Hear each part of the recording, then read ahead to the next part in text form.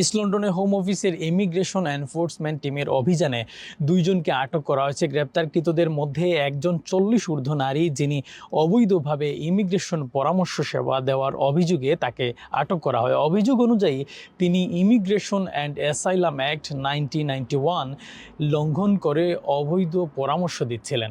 অন্যজন এক তরুণ, যার বিরুদ্ধে প্রতারণার অভিযোগ আনা হয়েছে।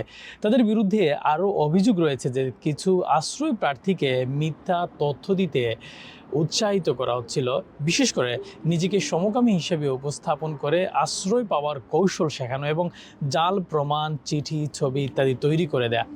এদিকে আটককৃতদের পরিচয় বা মূল দেশ সম্পর্কে এখনও কোনো তথ্য প্রকাশ করেনি কর্তৃপক্ষ।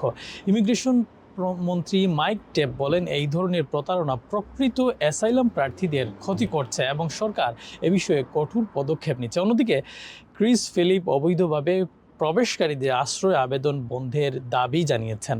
লিবারেল ডেমোক্রেটিক পার্টি সহ অন্যান্য দল আশ্রয় ব্যবস্থাকে ন্যায্য আর কার্যকর এবং কঠোর করার দাবি জানিয়েছে।